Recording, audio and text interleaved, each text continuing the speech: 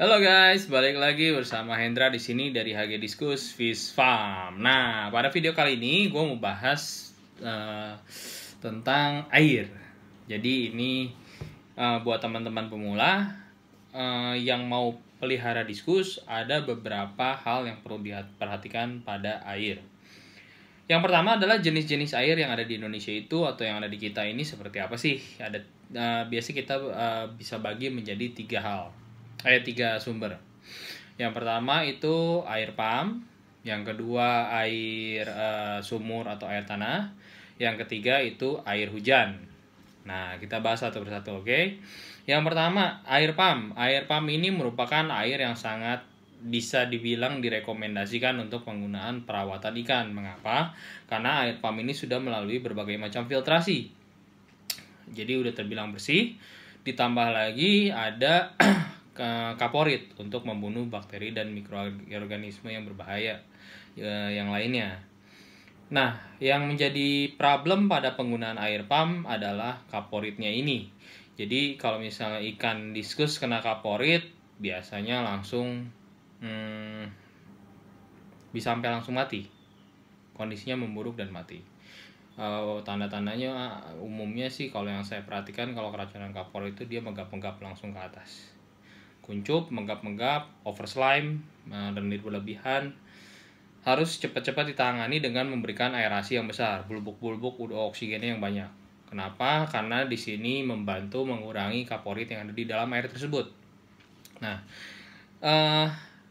sebenarnya nggak problem menggunakan air pump karena kaporit ini bisa dihilangkan dengan dua hal. Tadi yang pertama, yang cara paling mudah itu menggunakan aerasi. Tapi jangan air udah masuk, kena ikan, baru diaerasi. Itu sama aja membahayakan ikan diskus tersebut. Yang perlu teman-teman lakukan adalah taruh di bak penampungan, mau di drum atau mau di akuarium, dikosongin, ditaruh di paling atas. Jadi nanti water retention lebih mudah, tinggal mengalirkan air dari tank atas ke tank bawah. Itu bisa. Jadi air ditampung dulu, teman-teman aerasi menggunakan air pump, pompa udara selama minimal 1 kali 24 jam. Dengan begini biasanya kaporit yang ada di dalam air akan menguap dan hilang. Setelah itu air dapat digunakan. Oke. Cara kedua, ini merupakan cara yang tadi itu sebenarnya cara termurah, yang kedua ini adalah cara termudah menurut saya. Teman-teman bisa membeli anti klorin yang ada di pasar, di e-commerce, Tokopedia, Bukalapak, Shopee, dimanapun itu, atau di toko-toko ikan. Beberapa merek terkenal yang biasanya saya pakai itu Tetra Aqua Safe dalam bentuk cairan atau Seachem Safe, SEACHEM. Ya, Seachem Safe itu yang umumnya saya pakai. Untuk takaran atau dosis penggunaan silahkan teman-teman lihat sendiri di brosurnya. Oke. Yang berikutnya air sumur atau air tanah. Nah, air sumur atau air tanah ini sangat luas variabelnya yang perlu teman-teman perhatikan. Kenapa? Satu daerah dengan daerah yang lain itu bisa berbeda. Dan jangankan daerah berbeda, daerah yang sama, kedalaman pengoboran sumber airnya berbeda, itu parameternya bisa berbeda.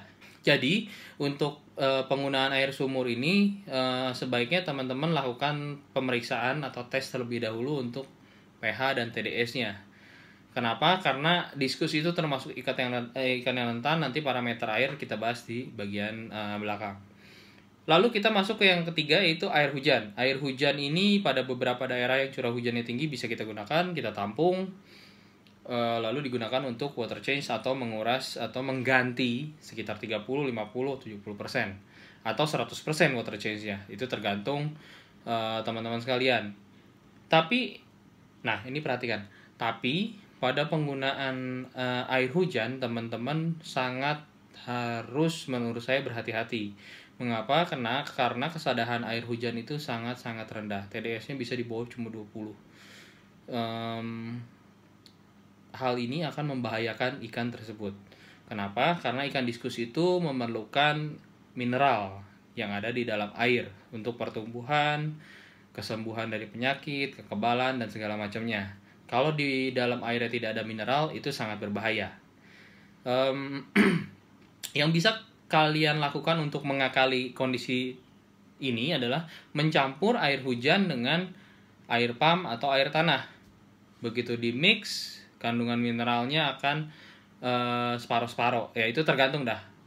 Campuran teman-teman bisa separuh-separuh, 50% air hujan, 50% air pump, atau 30, 70, 70, 30, itu tergantung kalian porsinya bagaimana untuk mencapai parameter yang sesuai untuk perawatan ikan diskus. Oke?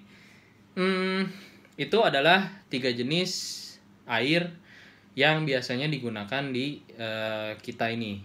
Oke, ternyata setelah gue lihat lagi, baiknya dibagi 2 video aja deh. Nanti jadi akan ada 2 klip.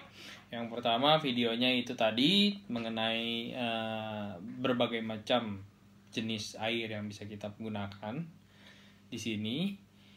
Lalu yang berikutnya nanti di part 2 itu mengenai parameter air yang cocok untuk perawatan ikan diskus, untuk merawat, bukan untuk ternak atau breeding. Oke? Sampai jumpa di video berikutnya. Salam HG Diskus. Bye bye.